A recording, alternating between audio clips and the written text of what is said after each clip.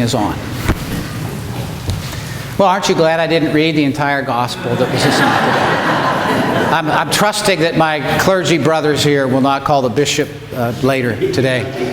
Vince hasn't revealed yet how he's going to play that card. I'm kind of waiting. This is another gospel. The Gospels in Lent are very rich, long, beautiful stories. And really, you could take this one and build a whole retreat weekend, just kind of savoring all the things that are in this gospel. I want to notice a few things with you about this story. Jesus is traveling through Samaria, which is a little unusual because many Jews would just completely go outside of the borders and lengthen their trip quite a bit to avoid going through Samaria, because as you heard in the gospel and at other times, Jews and Samaritans were kind of hostile toward one another, and for a Jew it was considered unclean to have contact with Samaritans. So better to just avoid it. But Jesus goes right through. And as they are traveling, they stop at a Samaritan village where there is a well, very famous well. And Jesus is resting there. Now, it doesn't say he was thirsty. It says he was resting, that he was tired. And given that he was traveling with his disciples for many days and often traveling, it's very, very likely that they themselves would have had at least one or more water buckets with them all the time that they traveled, so that they could get water as they went along on their journeys.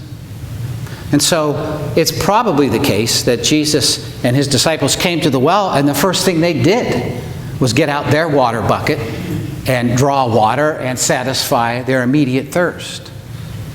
And then the disciples went on to see if they could find food in the village.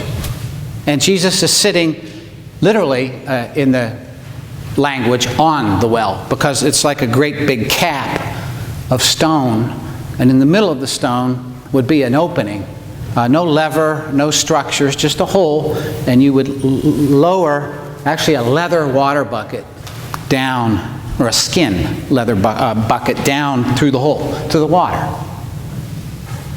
Good place to sit. And it says Jesus is resting. Maybe he wanted some time to pray. Maybe he had other reasons to stay behind. But it is a place where people come. And maybe he wanted to encounter someone from the village without his disciples being around. At any rate, a woman from the village comes. And let me tell you what should have happened if Jesus was really following the courtesies and the rules of the day. When he became aware that a woman was coming to get water, he should get up and walk at least 30 yards or so away from the well, so that it would be clear for her to go and get water. That would be the case if he was in a Jewish village. That would be the courteous thing to do, because a woman should not approach a man in public, let alone a man she doesn't know, let alone a Jew and a Samaritan. He is blocking her by sitting at the well. And she cannot come. So she's probably standing about 30 yards away, maintaining her space. And so he calls out to her, "Give me a drink." And she's shocked for all those reasons. He's breaking all the conventions. There's something strange about this man. She's also apparently a little bit plucky, because she says, "What are you doing? How is it that you, a Jew, are asking me for water? First of all, you shouldn't be asking at all, talking to me in public. Second of all, you wouldn't take it if I gave it to you. You're a Jew. I'm unclean to you. What are you doing?" I doubt that he was thirsty. I think he wanted to get into a conversation with someone from the village, and there was the person presented. And to add to that, you've probably heard about this before, the woman is coming alone. Even today, in a Palestinian Middle Eastern village, women do not travel in public alone. Ever. Unless maybe they're in a very European kind of city and they're acting European. They would have at least a male escort who would be immediate family, blood family, cousin or brother or so forth. And the other thing that would be allowed would be to be with a group of women. Sisters, aunts, other cousins, and you could go in a large group to do something like go to the well. And so women would always go to the well, but they would go in a group.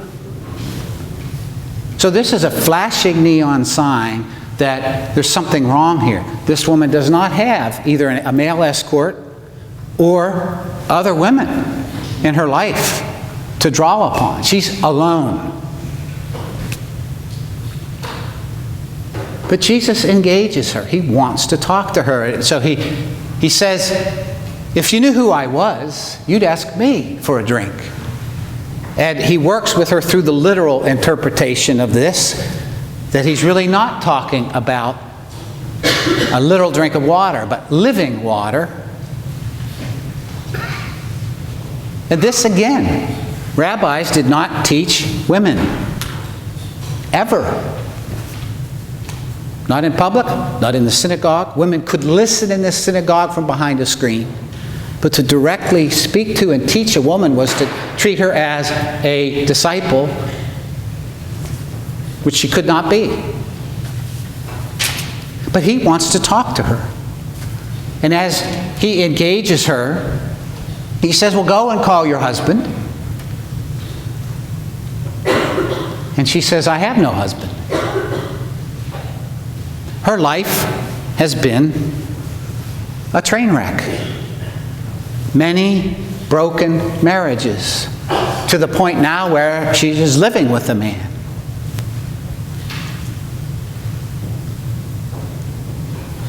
And he talks to her. He doesn't give her a moral lecture about her behavior. He doesn't arrange for psychotherapy for her. He talks with her about worship. She actually started it.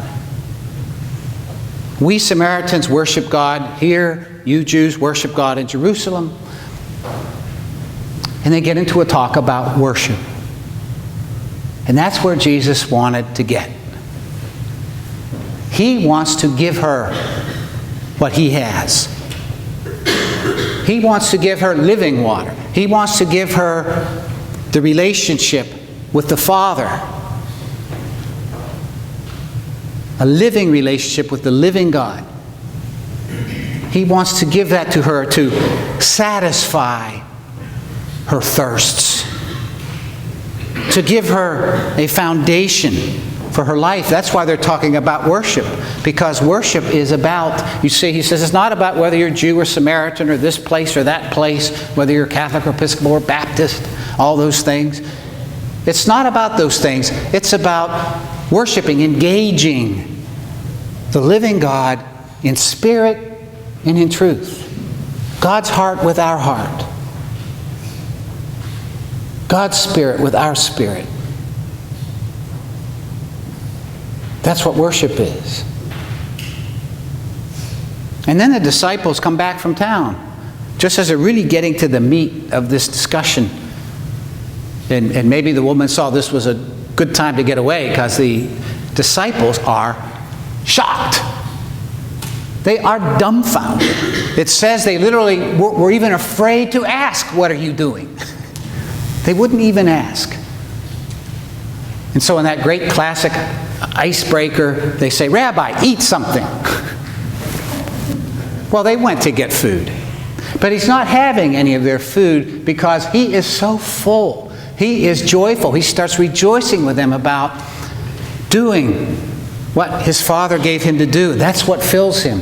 And the fields are ripe for the harvest. It's like, what's he talking about? Well, he's talking about this village and this woman. And the whole village is beginning to come out now. He actually selected this woman with the train wreck life, to be his ambassador, to go into the village and tell the people, and out they're coming, and he is rejoicing. This is what he lives for. This is his meat and drink.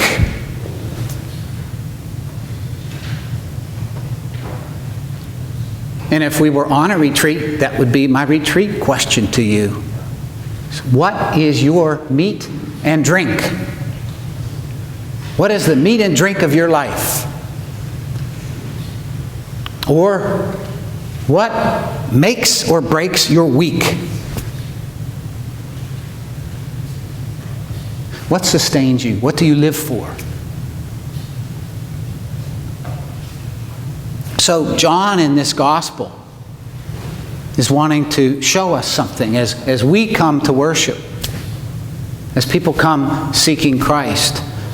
We're coming to the well, and he's blocking the way. He's right there, and he's not going away, and he's engaging us.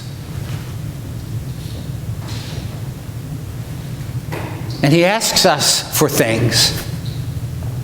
And we're so off the track if we think that's what it's all about. Because by asking us for things, he wants to engage us and engage our hearts so that he can give us what he has. To give us the relationship he has with the living God. That our hearts might be engaged. That it might be our meat and drink daily. And that our lives as we come, and they can have a lot of mess in them, and a lot of struggle in them, and a lot of pain in them. But we come, and he says, I have something to give you if you'll ask. Living water. Worship. So we're invited to come and let Jesus be our meat and drink, our bread and our wine. To have with him what he has with the Father. To daily establish ourselves. So that this worship here is just one tiny little piece of our pie, isn't it, of the whole week. But then to go out and remain engaged, heart to heart, with the Spirit of God. God seeks those who will worship him in spirit and in truth. Presenting him, referencing to God the events of my life, my day, my hour. Trusting God. Letting God guide, uphold, correct. That's worship. That's living worship. That's living water. And so, we end where Jesus began with Lent by saying, we do not live by bread alone, but by every word that comes out of the heart of God.